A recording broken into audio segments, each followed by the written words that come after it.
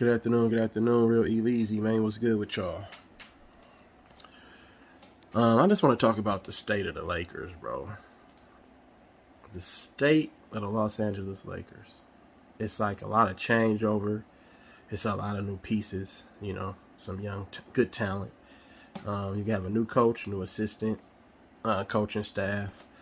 But the familiar faces, you know what I'm saying, THT, LeBron, AD, you know what I'm saying? We know what type of potential THT has. We already know about, LeBron and AD, obviously, the talent level that they possess.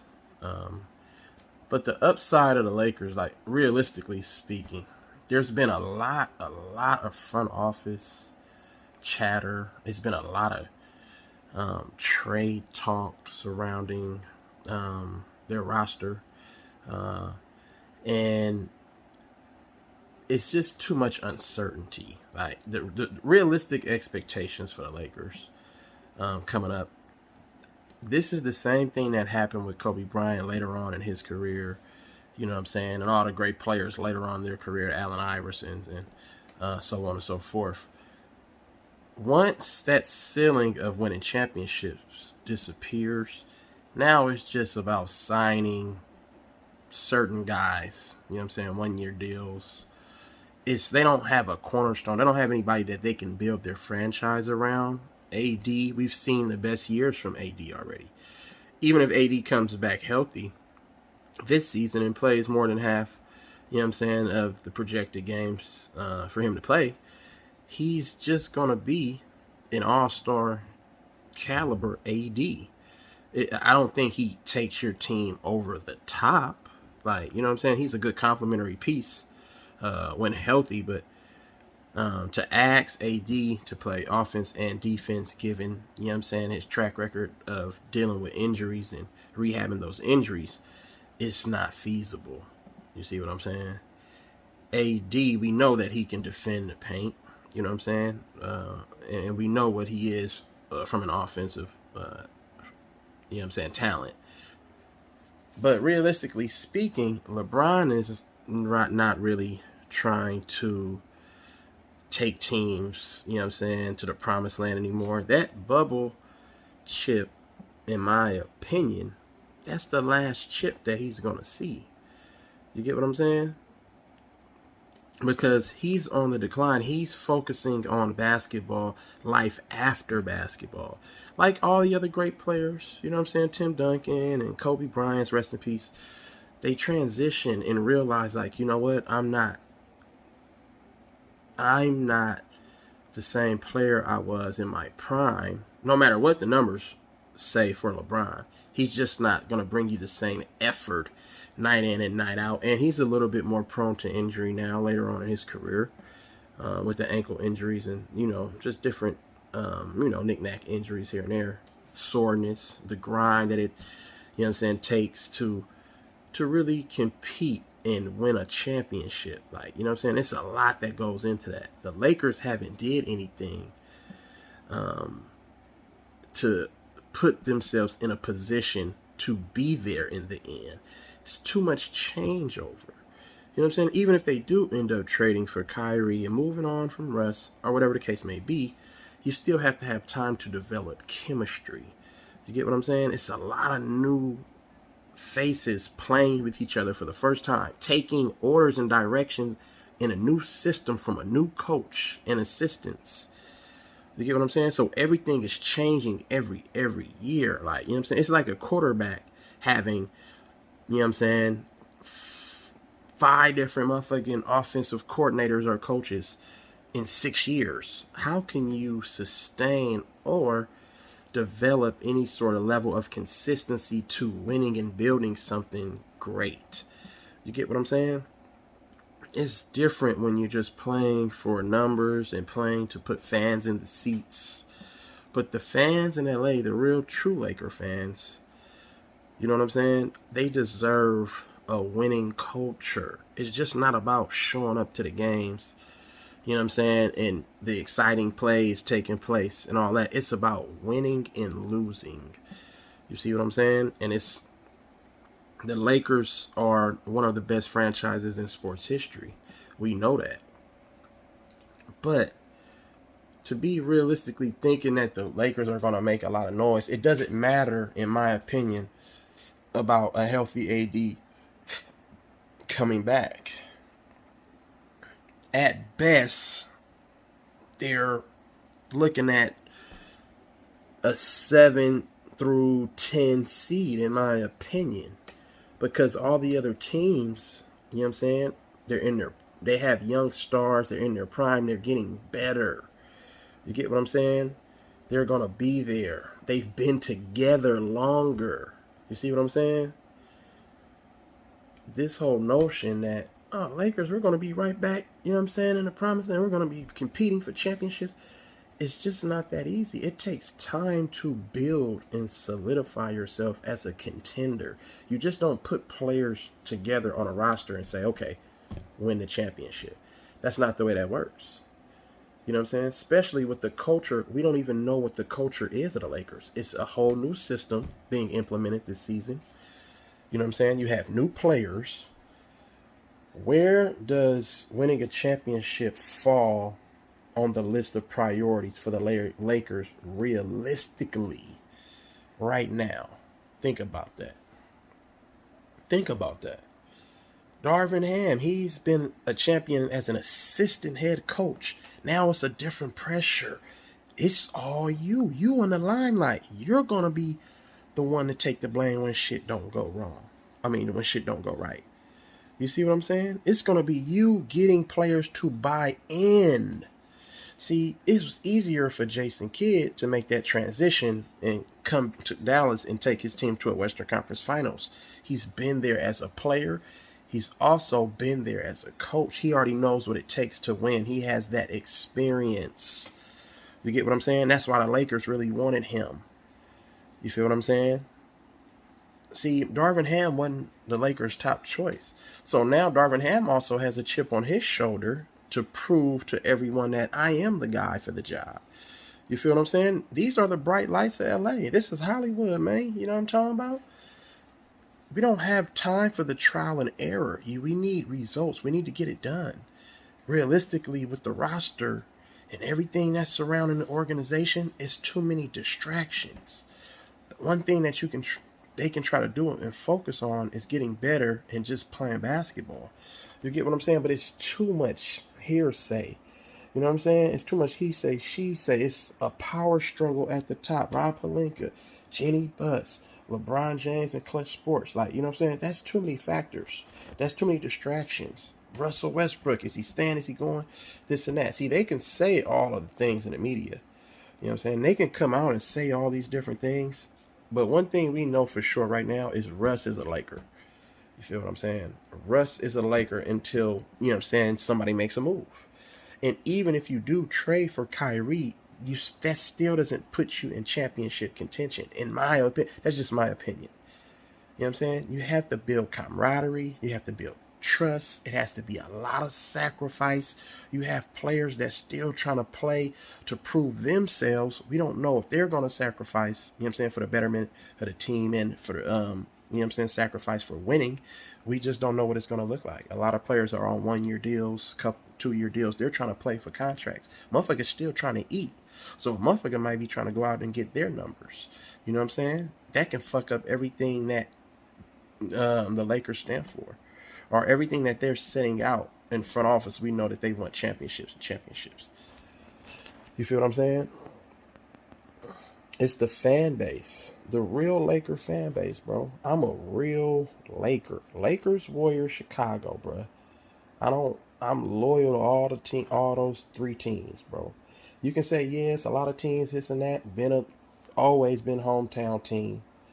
You feel what I'm saying? Always. Lakers, you know what I'm saying, back in the 80s, you know what I'm saying, with the Showtime Lakers. And obviously the Michael Jordan Bulls. You know what I'm saying? Always been my squads. Always been loyal. You know what I'm saying? And it is what it is. But I told people, if LeBron come to any one of my teams, bro, I'm not supporting them, bro. Especially the way that the Lakers have gone the last, you know what I'm saying, 4 out of 5 years. Yeah, you can throw the little bubble chip in there. But to me, I scratched that. I don't want it like that. I know what the record book says, but real Laker fans is, come on, bro. We're better than that. We deserve better. We get shit out the mud. We don't want no gifts. We don't want no special circumstances. We don't want nothing handed to us. You get what I'm saying? You gotta earn your stripes. That phony ass bubble chip is nothing compared to anything Kobe and Magic did for the organization, and Kareem and Worthy. You feel what I'm saying? Nothing. That doesn't compare. It doesn't even come close. We're used to doing shit a certain way. Oh, and Shaq, excuse me. It doesn't come close to what we're used to. Going through a grind of a whole season, getting it out the mud, going in hostile environments, winning big games on the road. You feel what I'm saying? The Lakers, they have no sense of direction. You get what I'm saying? And yeah, shit could be, rigged up for them behind the scenes. We know how the NBA works. You feel what I'm saying? But we've seen Boston get back there. Boston, even though they didn't win it, they got back there. They're building something. You feel me? They have cornerstones and pieces to that franchise that's going to be around. They made a move. You said the motherfuckers is talking all this trade speculation. Nigga, Boston said, fuck that. We're getting better. We're going to make a move. Make the move. Don't just sit there and talk about the moves you want to make. See, they're giving all Laker fans false hope with all this talk. If you want to make a move, because the Lakers are limited on, they have a couple draft picks. They're limited on, they don't really have too much leverage. So they're limited when it comes to the leverage that they have in order to lure and go and get top free agents. See, LeBron still has a choice. Is he going to pick up that 2-year option? Is he going to pick up the player option? Is he going to re-sign with the Lakers? You see what I'm saying? If he does that, they're going to be tied up in LeBron all over again. You know what I'm saying? And he's only getting older. You know what I'm saying? LeBron is done winning chips, bro. I'm telling you. What are we going to get from AD? Are you going to invest and try to build around somebody that's older, a little bit more prone to injury now? Recovery time from those injuries takes a lot longer because he's older, and his size, you know what I'm saying, being that big. You feel me? So you have to take all these things into consideration. Let's just be honest with where the Lakers are at. They're not on the same trajectory as Boston Celtics. You know what I'm saying? These are the two best, most winningest franchises in NBA history. You get what I'm saying? But Boston has the edge. Boston probably will win a championship before the Lakers. And that's just facts. Kyrie really doesn't make the Lakers better, because from an offensive standpoint, that wasn't the problem with the Lakers. The Lakers scored with the best of them last year. They couldn't defend. So who's capable and more, you know what I'm saying, suited to play defense? Kyrie or Russell Westbrook? Russell Westbrook is bigger and stronger than Kyrie. More athletic. He's capable of playing defense. You know what I'm saying? Whether he's going to change his game and sacrifice his game, you know what I'm saying, for the betterment of the team and for the betterment of winning, that's another story. Because we know, you know what I'm saying, it's been said, you feel what I'm saying, Russell Westbrook, he doesn't care about winning championships. He's not going to let not winning a championship define who he is as a player. You see what I'm saying? So that already the mentality is wrong. So it's going to take for the right person, and hopefully Darvin Ham is that right person for Russell Westbrook. You know what I'm saying? I want to see Russell Westbrook succeed. I want him to be in a position to where he can compete for another a chance at to win a championship. We've seen what happened in OKC. He stepped up on a bigger stage. You know what I'm saying? Whether he want to say, let that shit define him, whether that's on his bucket list or to do things before he retire or not, Russell Westbrook is capable of being a point guard on a championship team. He's not, I don't think he's capable of being the best player on a championship team. Those days are long gone, period. You know what I'm saying? But Russell Westbrook can contribute, you know what I'm saying, in ways that a lot of players really can't. You feel what I'm saying? But it's all on his mindset. He needs to come and approach the game, you know what I'm saying, with a whole different mindset. And that Kobe always admired Russell Westbrook because he keep coming. He keep coming. He don't care about making friends. He don't care about none of that shit. He keep coming. You know what I'm saying? So Kobe admired that. But now you have to take that mindset, and now you have to formulate that into something substantial. You see what I'm saying? Something solid, something pure, something that your teammates can respect, something that the organization can respect. It's not just about putting up numbers. You feel what I'm saying? So that's what you're gonna have, whether you have Russell Westbrook and or a Kyrie Irving. Kyrie is older. He's more prone to injury. We don't know where his mindset is on his transition from basketball to post career. Like, you know what I'm saying? They're older. See, Kyrie already experienced what winning a championship looks like. But is he bringing that same type of effort, that same type of sacrifice, the same type of commitment, the same type of dedication, the same type of leadership? Is he carrying that on at this stage in his career? And I don't think that he is. And that's no knock on him. It's just that certain players are built and addicted to winning, bro. You know what I'm saying? And you have to be able to make sacrifices in order to do that. It's just not about, oh, I'm a great offensive talent. Let's put all these great offensive players together and let's go win a championship. It's deeper. It's bigger than that. The game, that's not how this shit works. You have to be fortunate and have good health. You have to sacrifice. You have to be dedicated and committed to the end goal. See, a lot of these players, you don't even know what their goals are. You don't know what their motives are. You don't know their mindset and how they're approaching their job every day. You know what I'm saying? Some players are just playing because are playing for contracts. Money is at the forefront of everybody's motherfucking mind and list to-dos. You know what I'm saying? But when you're an organization like Boston and the Warriors and, you know what I'm saying, these other organizations, the money will always take care of itself. Motherfuckers is going to get paid regardless. Motherfuckers, we see motherfuckers right now with the way the collective bargaining agreement is set up. We see motherfuckers get paid based off of potential. You know what I'm saying? You could show them, you know what I'm saying, a little bit of this, a little bit of that, and you're going to get the bag. You feel what I'm saying? But the way it's set up now, with the organizations I just named, you see that their players are like, man, fuck that, man. I want to win. I want to win because they already know that they're going to get paid regardless. This is a players' league, bro. These owners are going to fucking bend. It's all about compromise, bruh. You know what I'm saying? Give and take.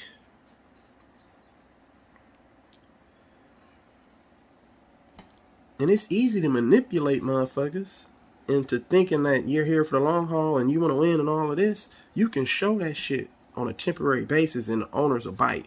Boom, okay, we got to lock him. We got to pay him. We got to pay him. And the next thing you know, they underachieve. You know what I'm saying? That happens all the time.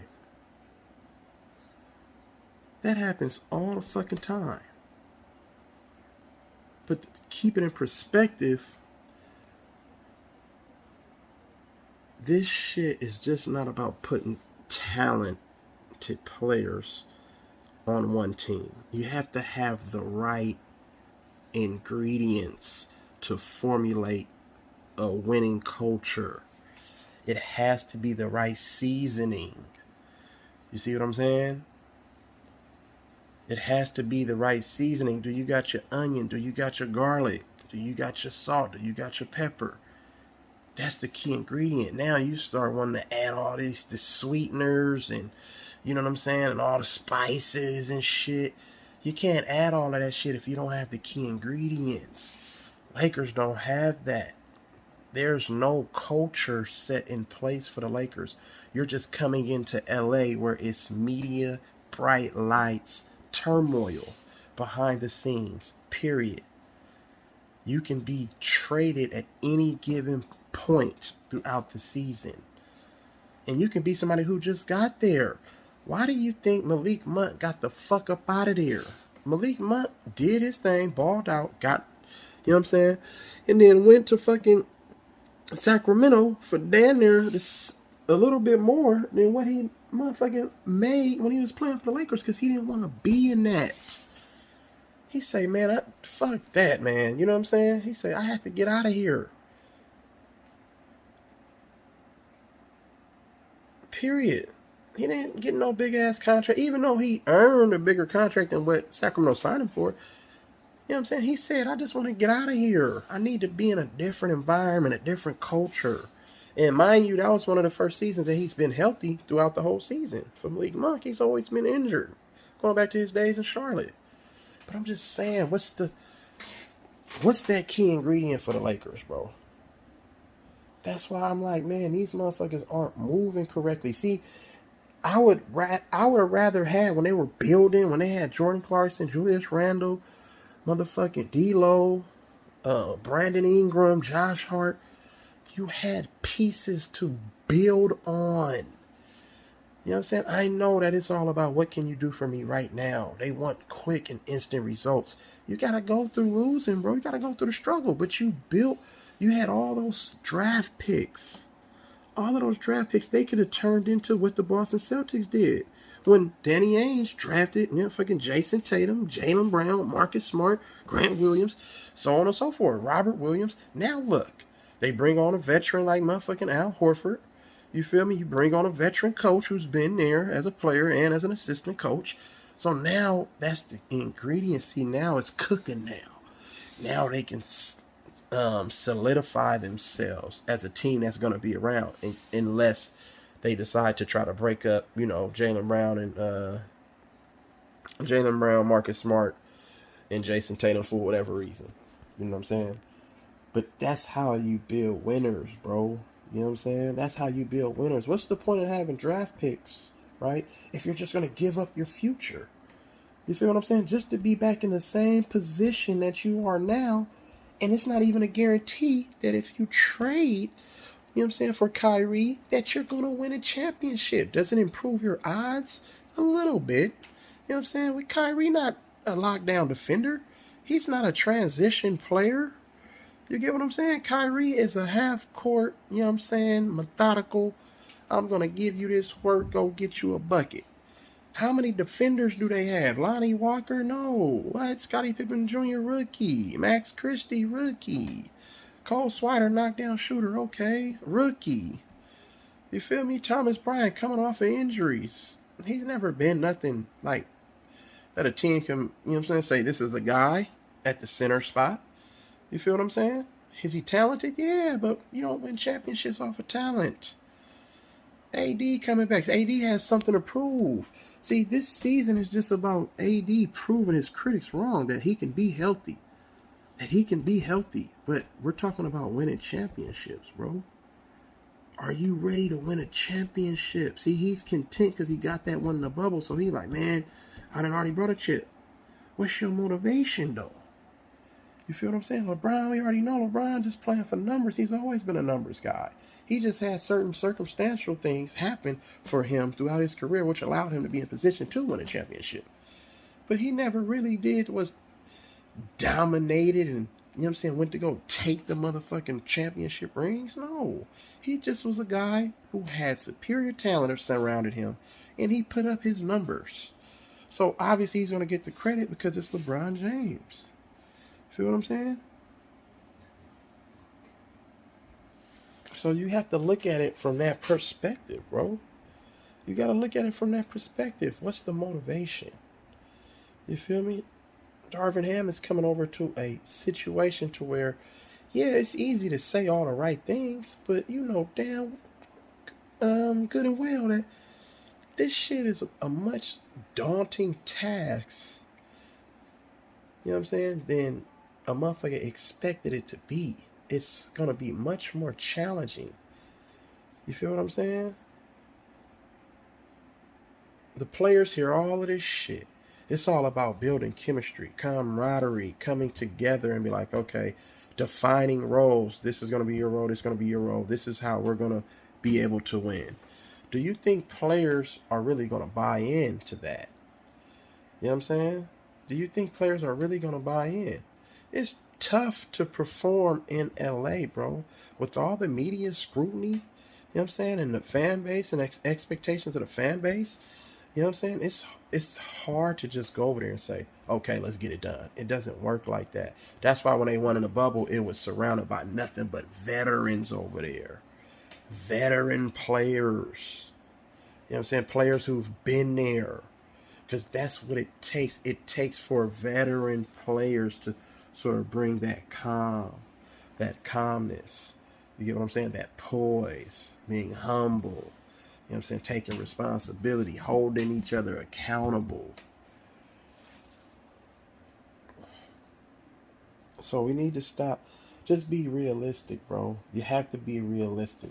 You can't set unrealistic expectations for a franchise that everything is new all over again. You see what I'm saying? It's all about, man, well, we can AD and healthy when AD and LeBron healthy, when AD and LeBron healthy, when AD and LeBron healthy. We can't go off of that, bro. Because we don't know what they are when they're healthy. They were one game over 500 last year.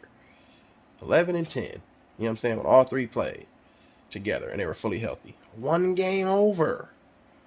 So if you're going to go on that trajectory, you know what I'm saying, with everybody healthy, that's still not good enough.